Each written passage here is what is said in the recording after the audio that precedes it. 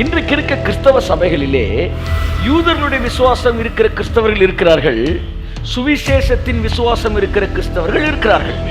என்னுடைய கேள்வி, நீங்கள் எத்தகைய விசுவாசம் உடையவர்களாய் இங்கே அமர்ந்திருக்கிறீர்கள்?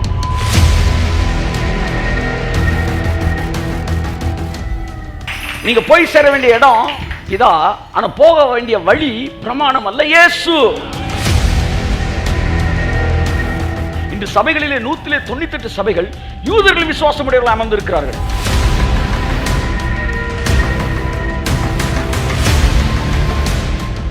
பிரமாணத்தினாலே ஒரு பாதுகாப்பு இருக்கு, ஆனா அந்த பாதுகாப்பு உனக்கு பலம் இருக்கிற வரைக்கும் தான். உன் பலம் போச்சுன்னா உன்னை கொல்ல போறது உலகம் இல்ல, இதே பிரமாணம் உன்னை கொன்றும். இதுதான் பிரமாணத்தின் மீது வைக்கிற யூதர்களின் விசுவாசம்.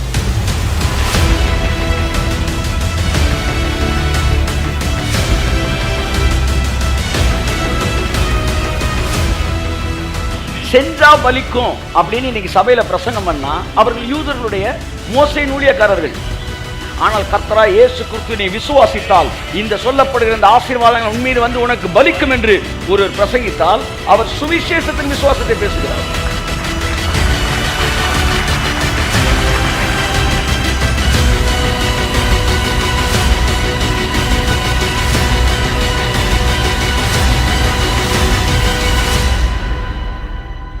ஓடுனா பரிசா, உட்கார்ந்தா பரிசா? சொல்லுங்க.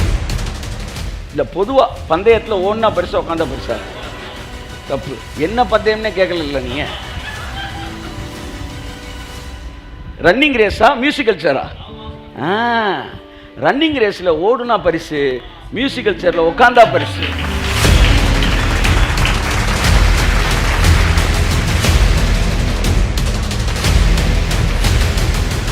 நான் உங்களை பார்த்து ஒரு கேள்வி கேட்கிறேன். எல்லா சாமியும் தண்டிக்கிற சாமி தானே, ஆனால் உங்க இயேசுநாதர் மன்னிக்கிறவர் நீ சொன்னப்ப புறஜாதியில் உன்னை பார்த்து காரி துப்புனான்ல, உங்க சாமி மன்னிக்கிறாரா? அப்ப கிறிஸ்தவனான என்ன வேணாலும் செய்யலாம் போலடா அப்படின்னு சொன்னான்ல. அப்ப கணக்குப்படி மற்ற மதத்துக்காரன்லாம் பரிசுத்தமாகவும் கிறிஸ்தவத்தில் இருக்கிறவன் மோசமானவனா தான் நடந்திருக்கணும், ஏன்னா மன்னிக்கிற சாமி இல்லை. ஆனால் உண்மை என்ன, மற்ற மதத்தில் இருக்கிறவனோட இங்க இருக்கிற இன்னும் பரிசுத்தமாக தானே இருக்கிறான். அதனால தானே ஒரு தப்பு பண்ண கிறிஸ்தவனா இருந்தா நீ ஒரு கிறிஸ்தவன் செய்யலாமாப்பா அப்படின்னு கேட்கிறான்ல.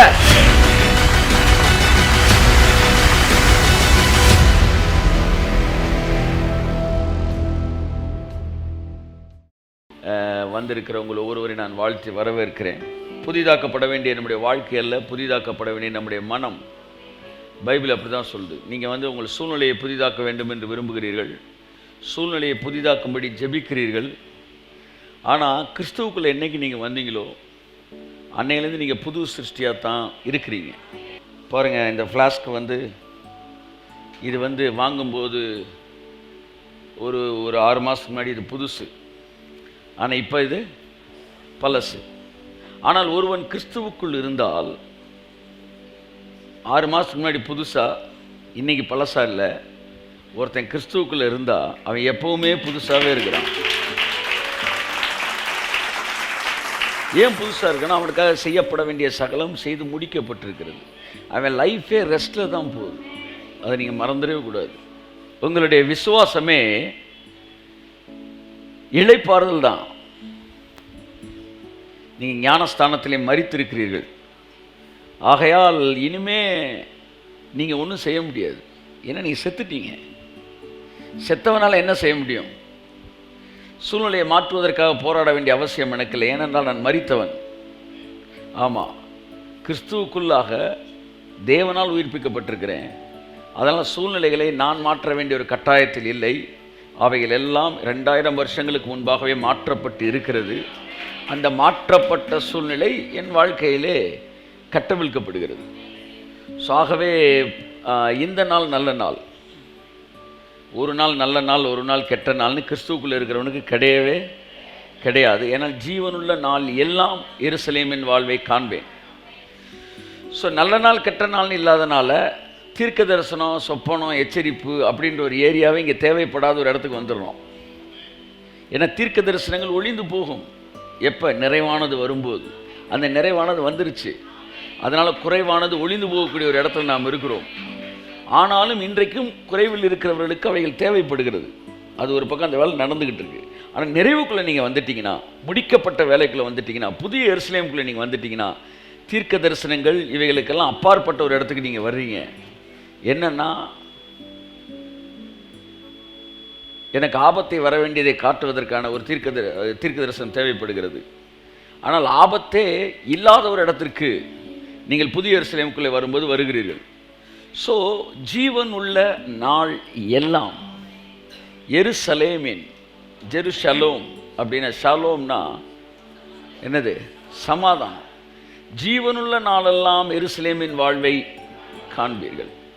கர்த்தர் நித்தமும் உன்னை நடத்தி இந்த உலகத்தில் இருக்கிற மகா வறட்சியான காலங்களிலும், அது ரொம்ப முக்கியம். உங்கள் வாழ்க்கையில் இருக்கிற வறட்சியான காலம் இல்லை, இந்த உலகத்தில் இருக்கிற மகா வறட்சியான காலங்களிலும் நம்முடைய ஆத்மாவை திருப்தியாக்குவார்.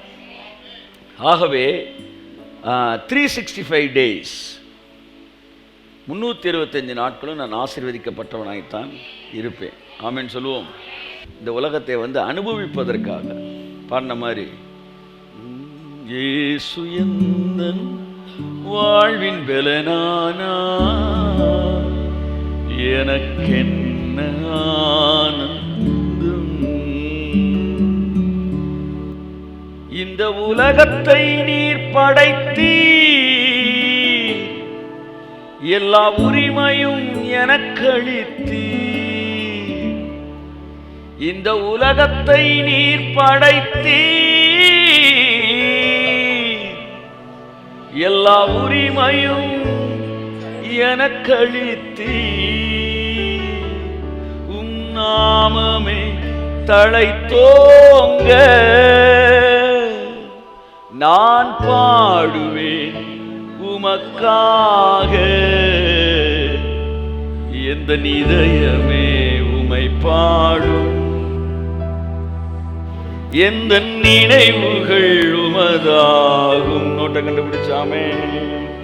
எந்த இதயமே உமை பாடும், எந்த நினைவுகள் உமதாகும். ஹல்லேலூயா. பொதுவாக நம்ம மக்களுக்கு கடவுள் மேலே இருக்கிற மதிப்பு, மரியாதை, வல்லமை இதெல்லாம் விட பிசாசு மேலே, பாவத்து மேலே, அதில் இருக்க பவர் மேலே தான் கொஞ்சம் எக்ஸ்ட்ரா எஃபெக்ட் இருக்கிற ஒரு ஃபீல் இருக்குது. ஏன்னா வருஷம் ஃபுல்லாக சர்ச்சில் அதைத்தானே பேசினாங்க. எது? பாவம், பாவத்தின் வல்லமை, பாவத்தின் கொடுமை அப்படின்னு பேய்ப்படமாக ஓட்டியிருக்கிறாங்க. சாமி படம் ஓட்டலை, பேய்ப்படமாக ஓட்டினால இவனுக்கு பாவம்னா அவ்வளோதான், செத்தான், இது அவ்வளோதான். ஆனால் பைபிள் சொல்லு, உலகமும் அதன் இச்சையும் ஒளிந்து போகும். கையை தட்டு. ஆமென், ஆமென். ஆனால் பாருங்க, உலகம் அது இச்சை என்ன செஞ்சிருது? ஒளிஞ்சு போயிருது. ஆனால் தேவன் அழைத்த அழைப்பு நிற்கிது பாருங்க, கும்புன்னு.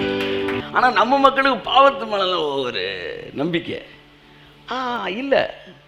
பெரும் தீமைகள் அகன்றோட, எல்லா மாயையும் மறைந்தோடு, உமராவின் அருள் காண வரும் காலங்கள் நமதாகும். கையை தட்டாமே.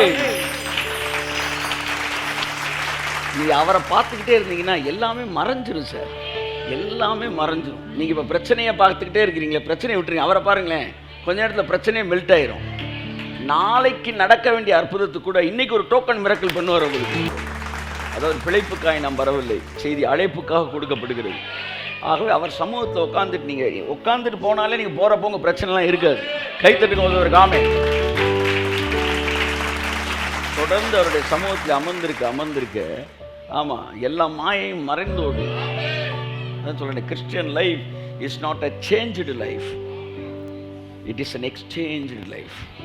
ஆமென். ஸோ லாக்கும் அதுக்கு இருக்கிற ஒரு பெரிய வித்தியாசம் தான். இன்றைக்கி அதான் கொஞ்சம் உங்கள்கிட்ட பேசலான்ட்டு இருக்கிறேன். Many people they are living a changed life, but the power of crucifixion doesn't give you a changed life, it gives you an exchanged life. Amen. Hallelujah. எல்லா மாயையும் கை தட்டுங்க. ஆமென், ஆமென். அந்த இடத்துல நீங்க இருக்கிறீங்க. Your sinful nature cannot rule over you. அப்படிதான் பைபிள்ல இருக்கு. They have crucified their sinful nature on the cross. சிலுவையிலே அவருடைய சின்ஃபுல் நேச்சர்ஸே என்ன செஞ்சுட்டாங்க? அரைஞ்சிட்டாங்க. ஆஃப் பண்ண பிறகு ஃபேன் சுவிட்ச் ஆஃப் பண்ண பிறகு சுற்றிட்டு இருக்க ஃபேன் தான் இப்போ உங்கள்கிட்ட இருக்கிற சின்ஃபுல் நேச்சர் எல்லாம் ரிஃப்ளெக்ஷன்லாம் சுவிட்ச் ஆஃப் பண்ணிட்டார். என்னைக்கு இயேசுவே ஆண்டவர்னு சொன்னீங்களோ அன்னைக்கு ஆஃப் ஆயிடுச்சு. அந்த வெற்றி வாழ்க்கையை ருசிக்க ஆரம்பிச்சிட்டா அவன் தன்னை பற்றியும் தன்னை சுற்றி இருக்கிறவர்களும் மற்ற விஷயங்கள்லையும் ஒரு பயத்தோடு கூடிய ஒரு வாழ்க்கையை வாழவே மாட்டான். ஏன்னா அவனுக்கு தெரியும் தேவனுடைய வல்லமை என்பது மிகப்பெரியது. கைத்தட்டுங்க ஒரு ஆமென். இதுக்கு நன்றி சொல்லுகிறோம். எல்லா தீமையும் அகன்று ஓடிடும். எங்கள் வழியில் எந்த மலையும் நிற்க முடியாது. எங்கள் வழியில் மலை இருக்கும் என்றால் அது நகர்ந்துதான் ஆக வேண்டும். அதில் எந்த மாற்றமும் கிடையாது. ஏனென்றால் எங்களுக்கு கொடுக்கப்பட்ட கிரயம் கொஞ்சம் நெஞ்சமான கிரயம் அல்ல. தேவன் தம்முடைய ஒரே பேரான குமாரனுடைய ரத்தத்தை எனக்கு கிரயமாய் செலுத்தியிருக்கிறபடினாலே என்னுடைய வாழ்க்கையில தடைகள் என்றும் தோல்வி என்றும் தாமதம் என்றும் ஒன்றும் இருக்காது. கையை தட்டி என் வாழ்க்கையில் வெற்றி இருக்கும் என்றால் அது ஆச்சரியப்படத்தக்க விஷயம் அல்ல. என் வாழ்க்கையிலே உயர்வு இருக்கும் என்றால் அது ஆச்சரியப்படத்தக்க விஷயம் அல்ல. எந்த உயர்வும் எந்த மகிமையும் எந்த மேன்மையும் எந்த செல்வமும் எந்த செழிப்பும் என்னுடைய இரட்சகராய் இயேசு கிறிஸ்து சிந்திய கிரயத்தை விட மேலானது கிடையாது. ஆகவே இந்த கிரயத்தின் அடிப்படையிலே நாங்கள் ஆசீர்வதிக்கப்பட்டு கொண்டே இருப்போம். எங்கள் சத்துருக்கள் தலை நசுக்கப்பட்டு கொண்டே இருப்பார்கள். பற்கடித்து சோர்ந்து போவார்கள். நீதிமானின் பாதை ராஜ பாதை. அங்கே தடைகள் இல்லை, அங்கே பிரச்சனைகள் இல்லை. காரணம் எங்கள் பாதை ராஜ பாதை.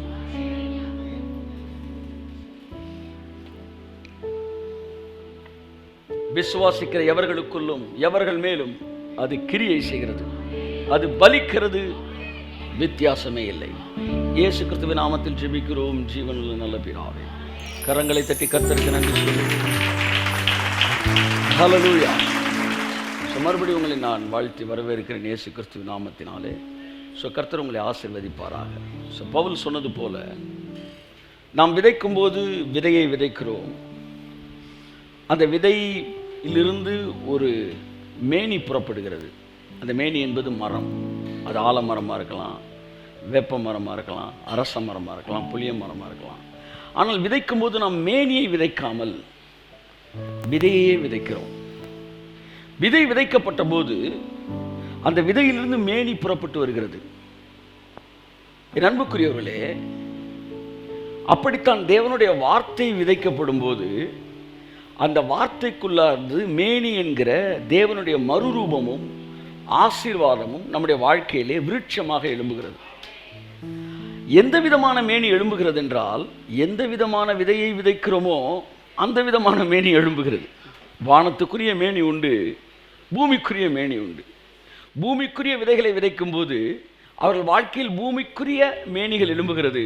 வானத்திற்குரிய விதைகளை விதைக்கும் போது, மறுரூபத்திற்குரிய விதைகளை விதைக்கும் போது, புதிய எருசலேமுக்குரிய விதைகளை விதைக்கும் போது, தேவன் தாமே கட்டி உண்டாக்கின நகரமும் மறுரூபமும் சாவாமையும் சிலுவைக்கு கீழாக உயிர்த்தெழுந்த வல்லமையையும் என்கிற விதைகளை விதைக்கும் போது அதற்கேற்ற மேனி வெளிப்படுகிறது. ஒவ்வொரு சபையிலும் வசனம் என்கிற விதைகள் விதைக்கப்படுகிறது. ஆனால் என்ன விதை விதைக்கிறோன்ற ரொம்ப முக்கியம். அந்த அதிகாரத்தில் சொல்றார், இம்மைக்காக மாத்திரம் நாம் தேவனிடத்தில் விசுவாசம் வைக்கிறவர்களாக இருந்தால் நாம் புறஜாதிகளை விட பரிதவிக்கப்பட்டவர்களாக இருப்போமே. கலங்காதே, இந்த மாதம் கர்த்தர் உன் கடனை தீர்ப்பார். பதறாதே, உன் வாழ்க்கையிலே உன் எதிரிகளை கர்த்தர் ஒழிப்பார். இப்படியே வாழ்க்கை ஃபுல்லா இம்மைக்காக மாத்திரமே பிரசங்கம் செய்து, இம்மைக்காக மாத்திரமே எத்தனை பேர் இம்மைக்காக பிரசங்கம் பண்றதுக்குன்னு இருக்கிறாங்க தெரியுமா? கலங்காத, இந்த மாதம் உன் ஓட்ட வண்டியை சரி பண்ணி விடுவார். அடுத்த மாதம் நீ திரும்ப ரிப்பேர் ஆகி வருவ. நீ வந்தாதால் எங்களுக்கு பழப்பு. அப்போ மறுபடியும் நாங்கள் ஒரு வாக்குத்தத்தத்தை சொல்லுவோம். அப்போ மறுபடியும் என்ன செய்ய, இது எல்லாம் இம்மைக்காக ஓடுவது. ஆனால் என்றைக்கு மறுமையோடு இணைக்கப்பட்ட ஒரு தேவனுடைய வார்த்தை பிரசங்கிக்கப்படுகிறதோ அப்பொழுது பிரச்சனைகளுடைய நிரந்தர தீர்வு அங்கே கொடுக்கப்படுகிறது. என் அன்புக்குரியவர்களே, அப்ப இம்மைக்கான பிரசங்கம் மறுமைக்கான பிரசங்கம் ரெண்டு இருக்கு. ஸோ மறுமைக்கான பிரசங்கம்னா நீங்க செத்ததுக்கு அப்புறம் நம்ம செய்ய போறது, புரியுதா உங்களுக்கு? செத்ததுக்கு அப்புறம் வந்து நியாய தீர்ப்பு, நரகம், மோட்சம், இதெல்லாம் மறுமைக்கான பிரசங்கம், தப்பு. இம்மைக்கான பிரசங்கம்னா ஏதோ வாழ்க்கையில் வந்து ஐஸ்வர்யம், ஆஸ்தி, இதெல்லாம் இம்மைக்கான கிடையவே கிடையாது. இம்மைக்காக என்பது மறுமையோடு இணைக்கப்பட்ட வாழ்க்கையை பற்றியே பேசாமல் இந்த பூமியில் ஒரு மாம்சத்துக்குரிய வாழ்க்கை வாழ்ந்து கொண்டே இருந்து தேவனுடைய உதவி பெற்று, அப்படியே வை தம்பி, அங்கே வை, அங்கே வை, தேவனுடைய உதவி பெற்று மாம்சத்துக்குரிய ஒரு வாழ்க்கையை வாழ்வது, இதுதான் இம்மைக்குரிய பிரசங்கம். மறுமைக்குரியது என்பது நீங்கள் மரித்த பிறகு பெற வேண்டிய ஆசீர்வாதங்களை இந்த சரீரத்தில் இருந்து கொண்டே நீங்கள் தேவனுடைய ராஜ்யத்தில் இணைக்கப்பட்டவர்களாக இந்த பூமியிலே அந்த மரித்ததின் பின் வருகிற ஆசீர்வாதங்களை இங்கே நீங்கள் அனுபவிப்பீர்கள் என்றால் அங்கே பண்ணுகிற பிரசங்கம் இம்மைக்குரிய பிரசங்கம் அல்ல. யூடியூப்ல போனீங்கன்னா நீங்கள் கண்டுபிடிக்கலாம், ரெண்டாக பிரிக்கலாம், இம்மைக்குரிய பிரசங்கம், மறுமைக்குரிய பிரசங்கம். கர்த்தர் இந்த மாதம் உன் தலையை உயர்த்துவார், இந்த மாதம் உன்னை வந்து கர்த்தர் உன் தேவைகளை சந்திப்பார், இதெல்லாம் வந்து இம்மைக்குரிய விஷயங்கள் தான், கொடுக்கலாம், தப்பு இல்லை. ஆனால் அவனை அப்படியே தூக்கி மறுமைக்குரிய இடத்துக்கு கொண்டு வரணும். ஒரு சின்ன பையன் இருக்கிறேன், அவனால் சைக்கிள் ஏற உட்கார முடியாது, அவனை கையில் தூக்குறீங்க, இம்மைக்குரிய பிரசங்கம். அப்படியே தூக்கி நேராக சீட்டில் உட்கார வைக்கணும், அந்த மறுமைக்குரிய பிரசங்கம். அவனை கையிலே தூக்கி வச்சுக்கிட்டு இருக்கக்கூடாது. அப்போ மறுமைக்குரிய அந்த காரியங்களை பேசுவது. அப்போ விதைகளிலே ரெண்டு வகையான விதைகள் இருக்கிறது. நீங்கள் எத்தகைய விதைகளை விதைக்கிறீர்களோ அத்தகைய மேனிகள் தான் வரும். நீங்கள் மாமரத்தை விதைச்சிட்டு அரச மரம் வரும்னு எதிர்பார்க்க முடியாது, இல்லை ஆலமரம் வரும்னு நினைக்க முடியாது. ஆலமர விதை போட்டால் தான் ஆலமரம் வரும். அப்படித்தான் உயிர்த்தெழுந்த வல்லமையும் மறுரூபமாக்கப்பட்ட சரீரமும் இந்த பூமியிலே வாழ முடியும் என்கிற இடத்திலே சரீர மீட்பு உண்டாக நாம் காத்திருக்கிறோம் அல்லவா? அந்த சரீர மீட்பை குறித்த காரியங்கள் விதைக்கப்படும் போது உங்கள் வாழ்க்கையிலே சரீர மீட்பு என்கிற மேனி என்ன செய்கிறது? வெளிப்படுகிறது. சரியா? எல்லாமே வர்றதுதான், எல்லாத்துக்குமே ரிசல்ட் இருக்கு, எல்லாத்துக்குமே என்ன இருக்கு? சாட்சி இருக்கு, எல்லாத்துக்குமே சாட்சி இருக்கு. சார் உங்களுக்கு கம்மர் கட்டு கிடைக்குன்னு நான் சொல்கிறேன், வெளியில் போனோன்னு ஒருத்தர் கம்மர் கட்டு கொடுத்துட்டார், சாட்சியா இல்லையா? அற்புதமா இல்லையா? ஆமாம், அது கம்மர் கட்டு லெவலில் இருக்கு. அதே உயர்ந்தரக காரியங்களை பேசி உயர்ந்தரக காரியங்கள் நடக்கும்போது அது என்னவா மாறுது? உயர்ந்தரக விஷயமாய் மாறுகிறது. வியாதிகள் சுகமாகதை பற்றி பேசுகிறோம், அது அற்புதங்கள் தான். ஆனால் வியாதிகள் இல்லாத ஒரு வாழ்க்கை அது உயர்ந்தரக ஒரு வாழ்க்கை. அப்போ எவ்வகையான விதை விதைக்கப்படுகிறோ அவ்வகையான மேனி வெளிப்படுகிறது. ஆக விதைக்கப்படும் விதைகள் தரமான விதைகளாக இருக்க வேண்டும் என்பதிலே நாம் குறிக்கோளுடையவர்களாக இருக்க வேண்டும். கரங்களை தட்டி கர்த்தர் நன்றி சொல்லுவோம். தொடர்ந்து தரமான விதைகள் என் வாழ்க்கையில் விதைக்கப்படும் போது, உயர்தரமான கோதுமை விதைக்கப்படும் போது என் வாழ்க்கையில் உயர்தரமான ஆசீர்வாதங்களை நான் பெற்றுக்கொள்கிறேன். சாந்தினே மேனஹாத்துர பலபதி அங்குர பலபதுர பலப. சிலுவைக்கு முன்பாக மீன் கொடுக்கப்பட்டது, சிலுவைக்கு பின்பாக மீன் பிடிக்க கற்றுக் கொடுக்கப்பட்டது போல உங்களுடைய தேவைகள் நிரந்தரமாக தீர்வு கொடுக்கப்பட்டது. ஆகவே நண்புக்குரியவர்களே, ஸோ அத்தகைய அதான் உச்சிதமான கோதுமையினாலே உன்னை நான் போஷிப்பேன். அப்போ போஷிக்கிறதுல வேற வேற லெவல் இருக்கு பாருங்க. சாதாரண கோதுமை இருக்கு, உச்சிதமான கோதுமை இருக்கு. கர்த்தர் சிலருக்கு வாக்குப்படுறாரு, உங்களை நான் உச்சிதமான கோதுமையில போஷிப்பேன், கண்மலை தேனினாலே உங்களை திருப்தி ஆக்குவேன்றது. ஆமென். கண்மலையிலேருந்து வருகிற தேன், அந்த தேன்லேருந்து உங்களை நான் திருப்தி ஆக்குவேன் அப்படின்றார். ஸோ இதெல்லாம் எதை காட்டுகிறது என்றால், there are standards in Christian sermons, preachings. So எத்தகைய விதைகள் விதைக்கிறோம் என்பதை நாம் புரிந்து கொண்டவர்களாக இருக்கிறோம். கர்த்தர் நம்மை விதமே ஆசீர்வதிப்பார். பிலிப்பியர் 1ஆம் அதிகாரம் 27ஆம் வசனத்தை, இந்த வசனத்தை தியானித்து நாம் ஜெபித்து முடிப்போம். நான் வந்து உங்களை கண்டாலும் நான் வராமல் இருந்தாலும் நீங்கள் ஒரே ஆவியிலே உறுதியாய் நின்று ஒரே ஆத்மாவினாலே சுவிசேஷத்தின் விசுவாசத்திற்காக. பாருங்க, நான் வந்து உங்களை கண்டாலும் நான் வராமல் இருந்தாலும், கிறிஸ்தவ வாழ்க்கை என்று என்னன்னு நீங்கள் நல்லா தெரிஞ்சுக்கணும். கிறிஸ்தவ வாழ்க்கை என்பது, இப்போ பவுல் இந்த இடத்துல ஒன்று சொல்கிறாரு, நான் வருவேன், அவர் தீர்க்கதரிசி, வருவேன் வரமாட்டேன்னு அவரால் தெளிவாக சொல்லவே முடியல. நான் வந்தாலும் வராட்டினாலும் அவருக்கே ஒரு டவுட் இருக்குது. அப்போ கிறிஸ்தவ வாழ்க்கைன்றது எல்லாமே அப்படியே கிறிஸ்டல் கிளியராக தெரியுது அப்படின்றது கிடையாது. ஒருவேளை கிறிஸ்டல் கிளியராக தெரியாட்டினா கூட நீங்கள் எப்படி சந்தோஷமாக இருக்கலாம் அப்படின்றது தான் கிறிஸ்தவ வாழ்க்கை. கைத்தட்டுங்க ஒரு அவருக்கு. ஆமாம், நான் சொல்கிற புரியும்னு நினைக்கிறேன். அதாவது கிறிஸ்தவ வாழ்க்கை என்பது ஃபஸ்ட் கிளாஸில் நீ மிஸ் ஆகி ஒருவேளை கீழே விழுந்தினா அங்கே உன்னை தாங்கிறதுக்கு செகண்ட் கிளாஸில் இன்னொரு வசனம் வச்சுருப்பார். நான் சொல்கிற புரியுதா உங்களுக்கு? இந்த செகண்ட் கிளாஸ் வசனம் வந்து உங்களை தாக்கு பிடிக்கும், உங்களை தாங்கும். அதாவது வியாதியை உன்னை விட்டு விலக்கி போடுவேன், வியாதி படுக்கையை மாற்றி போடுவார், இதெல்லாம் இருக்குது. வாதை உன் கூடாரத்தையே அணுகாதுன்னு இருக்குது. வாத கூடாரத்தையே அணுகாதப்பா. என் கேள்வி, எப்படி வியாதி படுக்குன்னு ஒன்று வரும்? கூடாரத்துக்குள்ளே வந்தால் தானே வியாதி படுக்க, சரியா? அப்போ வியாதி படுக்கையை வந்து உன்னை வியாதியில் கடுக்கிற உன்னை கர்த்தர் எழுந்துரு என்பார், வியாதி படுக்கையை மாற்றி போடுவார்லாம் இருக்குல்ல. அப்போ கூடாரத்துக்கே வராத வியாதி வராது. அப்போ இந்த வசனம் நமக்கு தேவையா? வாதை கூடாரத்தை அணுகாதுன்ட்டீங்க சார், அப்புறம் எதுக்கு சார் வியாதி படுக்கையை மாற்றி பண்ணி இந்த வசனத்தை கொடுக்குறீங்க? சங்கீதம் 91 வாதை உன்னை அணுகாதுன்றாரு. பக்கத்தில் 1000 பேர் வலது 16 அது உன்னை அணுகாது. அடுத்து 2 வசனம் தள்ளி வாதை உன் கூடாரத்தை அணுகாதுன்றாரு. அடுத்து கடைசி வசனத்தில் ஆபத்தில் நானே அவனோடு இருந்து, ஆபத்து எங்கேருந்து வருது? அதான் வாதே வராதுன்ட்டீங்க. அப்போ வியாதி படுக்கையை மாற்றி போடுவேன்றாரு. அப்படின்னா என்ன? கடவுள் உங்களுக்கு எப்படிலாம் ப்ரொடெக்ஷன் கொடுக்குறான்ற நல்லா பாருங்கள். வாதம் உன் கூடாரத்தை அணுகாது. இதை நீ விசுவாசிக்கும் போது கட்டாயம் உன் கூடாரத்து அணுகாதுன்னு என்ன அர்த்தம்னா பக்கத்திலே வராதான், கூடாரத்துக்குள்ளே வராதுன்னு நம்ம மைண்டில் பதிச்சிருக்கிறோம். ஆனால் அணுகாதுன்றது தமிழ் வார்த்தை தான். ஆனாலும் தமிழ் வார்த்தையோட அர்த்தம் தெரியாமல் நீங்கள் ஒரு அர்த்தத்தை மனசுக்குள்ளே வச்சுருக்கிறீங்க, உள்ளுக்க வராதுன்னு. ஆனால் அணுகாதுன்றதுக்கு அர்த்தம் உள்ளுக்க வராது இல்லை, அணுகாதுன்னா கிட்டக்கவே வராது அப்படின்னு அர்த்தம். கிட்டக்கவே வராது. தமிழுக்கே நம்ம அர்த்தம் சொல்ல வேண்டியிருக்கு. ஏன்னா பிசாசு வேறு மாதிரி அர்த்தம் சொல்லிட்டான், கிட்டக்கே வராது. ரைட்.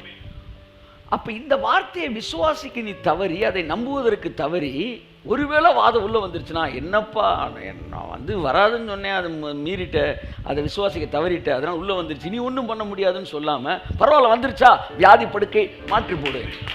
அடுத்த ஸ்டாண்டர்டுக்கு ஒரு வசனம் கொடுக்குறாரு. அதுக்கு அடுத்த ஸ்டாண்டர்டு, அதாவது நீ எத்தனை முறை தோல்வியை தழுவி எவ்வளோ 3rd கிளாஸ் 4th கிளாஸ்ன்னு போனாலும் அந்த 4th கிளாஸ் வரைக்கும் ப்ராமிஸ் வச்சிருக்கிறார், 3rd கிளாஸ் வரைக்கும் ப்ராமிஸ் வச்சிருக்கிறார். தேவன் பாருங்க வந்து ஒரே கிளாஸில் எல்லாரையும் ஹேண்டில் பண்ணாமல், டீல் பண்ணாமல், வேற வேற கிளாஸில் விழுந்தாலும் அத்தனை கிளாஸுக்கு இறங்கி போய் அவர்கள் அங்கிருந்து தூக்குகிற தேவனாக இருக்கிறார். அதனால தான் பைபிளில் எல்லாமே மிக்ஸ் ஆகிருக்கு. நேற்று ரட்சிக்கப்பட்டவனுக்கு இதே பைபிள் தான், 40 வருஷம் பிரசங்கம் பண்ணிட்டு இருக்கான் பாருங்க, அவனுக்கு இதே புக்கு தான். எந்த காலேஜ்லையாச்சும் 1ஆம் கிளாஸுக்கும் ஒரு புக்கு, பிஹெச்டிக்கும் ஒரே புக்கு பார்த்துருக்கீங்களா? ஆனால் நமக்கு ஒரே புக்கு. இந்த யூனிவர்சிட்டியில் வந்தீங்கன்னா 1ஆம் இருக்க என்ன படிச்சுக்கிட்டு இருப்பான், மேலே பிஹெச்டி. அப்போ இப்போ புக்கு ஒன்று, சப்ஜெக்ட் வேறு. பிஹெச்டின் போது அது அங்கங்கேருந்து எடுப்பார், இதெல்லாம் பிஹெச்டி சப்ஜெக்டு. எல்கேஜின் போது அதுக்கேற்ற மாதிரி எடுப்பார். அப்போ அப்படித்தான் நீங்கள் பிஹெச்டி லெவலுக்கு வரும்போது அணுகாதுன்ற இடத்துக்கு வரீங்க. எல்கேஜி லெவலுக்கு வரும்போது இந்த அணுகாதுன்ற இடத்துல ஃபோக்கஸ் பண்ணவே மாட்டார், வியாதி படுக்கையை மாற்றி போடுவார், அங்கே தான் லைட் அடிக்கும் உங்களுக்கு. அப்போ ஆவியான ஒரு கூட இருக்கனால எல்கேஜிக்கு அங்கங்கே லைட் அடித்து கொண்டு போவார். அவன் 2nd ஸ்டாண்டர்ட் வரும்போது அதே ஆவியானவர் வேறு வேறு இடத்துல லைட் அடிப்பார். பிஹெச்டிக்கு வரும்போது வேறு வேறு இடத்துல லைட் அடிப்பார். அதே பைபிளில் ஃபஸ்ட்டு டைமு நீங்கள் கண்ணில் படாததெல்லாம் அடுத்து நீங்கள் வரும்போது கண்ணில் படும். ஸோ அதனால் எல்லாருக்கும் ஒரே பைபிள், ஆனால் வேறு வேறு பாடங்கள் எடுக்கப்படுகிறது. நான் வந்தாலும் வராமல் இருந்தாலும் வாசிங்க. நான் வந்து உங்களை கண்டாலும் நான் வராமல் இருந்தாலும் நீங்கள் ஒரே ஆவியிலே உறுதியாய் நின்று ஒரே ஆத்மாவினாலே சுவிசேஷத்தின் விசுவாசத்திற்காக கூட போராடி எதிர்க்கிறவர்களால் ஒன்றிலும் மறலாதிருக்கிறீர்கள் என்று உங்களை குறித்து நான் கேள்விப்படும்படி எவ்விதத்திலும் நீங்கள் கிறிஸ்துவின் சுவிசேஷத்திற்கு பாத்திரராக மாத்திரம் நடந்து கொள்ளுங்கள். ஆமென். நான் முக்கியமான வார்த்தையை வாசிக்கிறேன். நான் வந்து உங்களை கண்டாலும் நான் வராமல் இருந்தாலும் நீங்கள் ஒரே ஆவியிலே உறுதியாய் நின்று ஒரே ஆத்மாவினாலே, முக்கியமான வார்த்தை, சுவிசேஷத்தின் விசுவாசத்திற்காக கூட போராடி. எல்லாம் சொல்லுங்க, சுவிசேஷத்தின் விசுவாசம். எல்லாம் சொல்லுங்க, திரும்ப சொல்லுங்க, திரும்ப சொல்லுங்க. ஸோ இது என்ன விசுவாசம்? என் அன்புக்குரியவர்களே, விசுவாசத்திலே பல வகை இருக்கிறது. ஆனால் நாம் அழைக்கப்பட்டது எதற்கென்றால் சுவிசேஷத்தின் விசுவாசத்திற்காக போராடும்படிக்கு.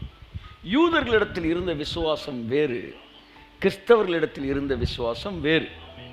இன்றைக்கு இருக்க கிறிஸ்தவ சபைகளிலே யூதர்களுடைய விசுவாசம் இருக்கிற கிறிஸ்தவர்கள் இருக்கிறார்கள், சுவிசேஷத்தின் விசுவாசம் இருக்கிற கிறிஸ்தவர்கள் இருக்கிறார்கள். என்னுடைய கேள்வி, நீங்கள் எத்தகைய விசுவாசம் உடையவர்களாக இங்கே அமர்ந்திருக்கிறீர்கள்? ஆனால் வேதம் உங்களை யூதர்களுடைய விசுவாசத்தை உடையவர்களாக இருக்க வேண்டும் என்று அழைக்கல.